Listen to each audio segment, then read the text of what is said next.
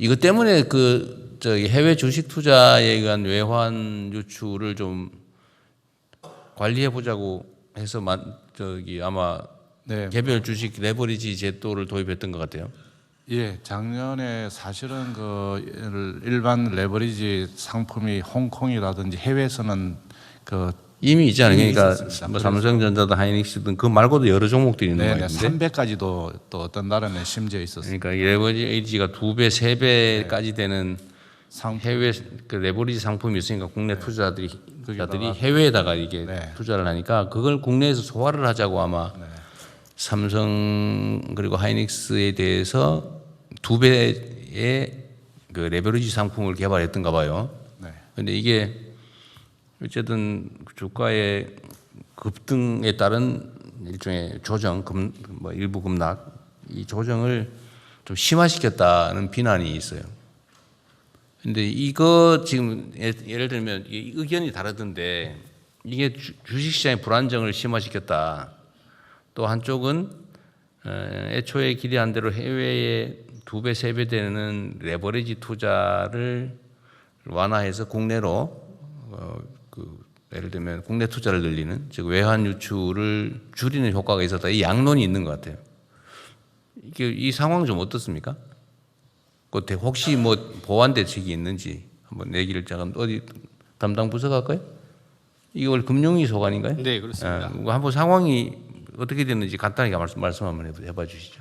네, 그 말씀 주신 대로 이 취지가 뭐냐면 그 해외에서는 그때 됐고 해외에서는 2배, 3배까지 뭐 네, 우리나라 상품인데 우리나라 상품을 갖고 레버리지 상품이 있었고 그리고 또 국내 투자들이 해외 나가서 하고 있었고 그러니까 해외에서 되는 걸 국내에서 막는 이 제도를 오히려 국내 제도권 틀로 들어와서 투명하게 투자자 보호를 그쪽 가면 더 약하거든요. 그래서 투자자 보호 같은 경우는 예탁금이라든지 교육이라든지 더 강화돼서 보호하는 게 맞고 상품도 투자자 선택권 다양화하는 측면도 있고 그래서 오히려 자본시장 선진화라든지 이런 측면에서 이런 것들이 필요하다 이런 측면에서 그래 했는데 네. 문제는 이게 어쨌든 국내 투자자들의 불만의 한 원인이 됐던 건 사실인 것 같아요. 그러니까 이게 이제 상승 국면에서는 오히려 상승을 심화시키고 격화시키고 하락 국면에서는 하락을 좀 심화시키잖아요. 어쨌든 이 레버리지라고 하는 게 지렛대니까. 근데 이게 이제 아까 얘기한 대로 이 불안정을 강화하는 건 분명한데 이게 외환 시장하고 연동이 돼 있었던 것 같다 이 말이야. 아까 내가 얘기한 대로. 근데 그 효과는 어땠는지 어쨌든 시장에서 이거 문제다라는 지적이 있잖아요. 네. 그럼 그에 대한 보완책은 뭔지 네. 아니면 원래 뭘 잘못한 건지 한번 그 얘기 간단하게 한번 들어보고 싶어요. 일단 효과는 어때요? 애초에 기대했던 대로 외환 시장 안정에는 도움이 됐습니까? 실제로 그 홍콩에 그게 한 20조 정도 있는 건데요. 그러니까 국내뿐만 아니라 해외 투자자들로 해서 한 20조 정도 되는데 거기 한 최근에 보면 17조 정도로 줄긴 했는데 그다음에 이제 거기에 국내분이 얼마 있었냐 보면은 국내 투자분도 줄긴 줄었습니다. 그리고 또 실제로 보면 야 그 얼마 줄지 않았냐 그러지만 만약 이게 없었다면 거기로 더 가지 않았겠느냐 뭐 이런 얘기도 좀 있을 수가 있고요. 환율 안정에는 도움이 됐다고 본다. 그러니까 이제 그 나갔던 부분을 그러니까. 들어오는 부분이 있었고요. 그다음에 이제 국내 주식시장의 불안정이라고 하는 불안정 심화라고 하는 마이너스 효과도 있잖아요.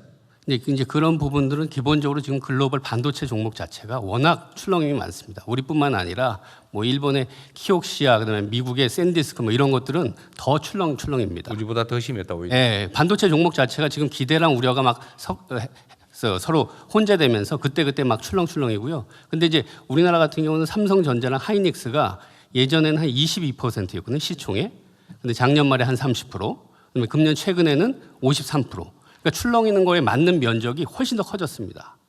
여하튼 이게 레버리지 도입은 해외에는 원래 3배까지 있었고 거기에 어쨌든 국내 투자자들이 해외에다 투자하는 게 외환 유출의 원인이 되니까 원래는 외환 안정을 위해서 국내 투자를 권장하기 위해서 만들었던 거다. 해외에도 있는 걸 국내에서 오히려 완화해서 만들었다. 투자자 보호 측면도 있고요. 해외는 예탁금 제도도 있지 않고요. 교육 제도도 없고요. 그냥 막 그냥 하는 거고요. 저희들은 와서 그런 걸 하고 그다음에 이런 거는 ETF라는 그 용어도 못 쓰게 했습니다. 이 상품에 ETF라는 건 이제 장기 분산이라는 의미가 있는데 이건 단기 고위험 상품이기 때문에 해지를 하거나 여러 가지 다양한 방법 중에 하나로 쓰여 있는 거고 단기 고위험 상품이기 때문에 ETF라는 용어도 못 쓰게 하고 저희들이 한 투자자 보호를 할 수 있는 방식 내에서는 다 했고요. 하여튼 그 당국으로서는 나름의 노력을 했다고는 하지만 시장에서는 필요 이상으로 시장 불안정을 키웠다라고 하는 비판이 있고 그거는 환율 안정이라고 하는 측면의 정책 효과를 노렸다고는 하지만 뭐 국민들이야 그런 것까지 고려해야 될 건 아니고 하여튼 시장 주식시장의 참여자들 입장에서는 이거 정책상의 비효율 또는 문제가 훨씬 더 크다라고 보니까 그 어쨌든 보완책은 신속하게 또 충실하게 만들어야 됩니다. 지난주에 시간이 너무 오래 걸리는 것 같기도 하고요. 지난주 목요일 날 발표를 했습니다. 근데 그거 가지고도 뭐 이거 가지고 되겠냐 이런 지적이던데요. 그러니까 지금 이 투자자 예탁금 같은 경우 기본적으로 현금으로만 3천만 원을 갖고 있어야 투자를 합니다. 근데 그 시행 자체가 즉시 하거나 뭐 조기에 하는 게 아니라 한참 있어야 된다면서요. 근데 지금 저 전산 문제가 있어서 가장 빨리 땡겨서 8월 5일 날부터 그 부분은 하겠고요. 그러니까 어쨌든 그런 것도 미리 예상했어야 된다고 하는 게 이제 시장 참여자들의 요구인데 물론 정책 당국 입장에서야 그 완벽하게 하는 게 어렵긴 했지만 어쨌든 신속하게 또 필요한 대응 조치는 좀 과감하게 하도록 하십시오. 네, 시장 영향 계속 살펴보면서요. 필요한 경우에는 추가 대책도 거기 하필이면 급상승 국면에서 조정되는 요 꼭대기에서 도입되는 바람에 마치 이것 때문에 문제가 심각한 것처럼 착시를 일으킨 측면도 있어 보여요. 네, 5월 27일 날 도입이 됐는데요. 실제로 고점은 6월 22일 날 다 반도체들이 고점이 나온 거거든요. 그 6월 22일부터 지금 많이 빠지기 시작했습니다.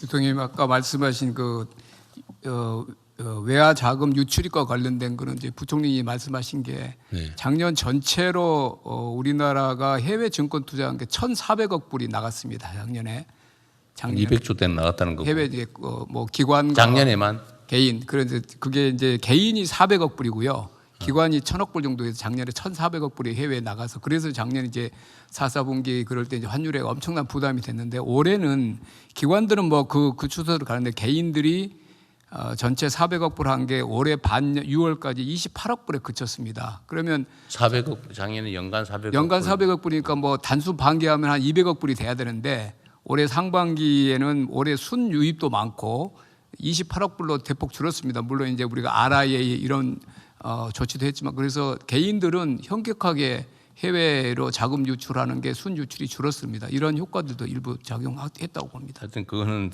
정부의 정책 효과고 주식시장 참여자들은 이것 때문에 변동성이 커지고 낙폭이 커졌다라고 생각해서 이제 피해를 입었다고 생각하는 거니까 보완 대책을 어쨌든 만드는 것도 우리 몫이죠. 정책이라고 하는 게 여러 면이 있어 언제나 어렵습니다. 이쪽을 방어하면 이쪽에 문제가 생기고 진짜 어렵죠. 우리 부처 장관님들 일하기 어렵죠.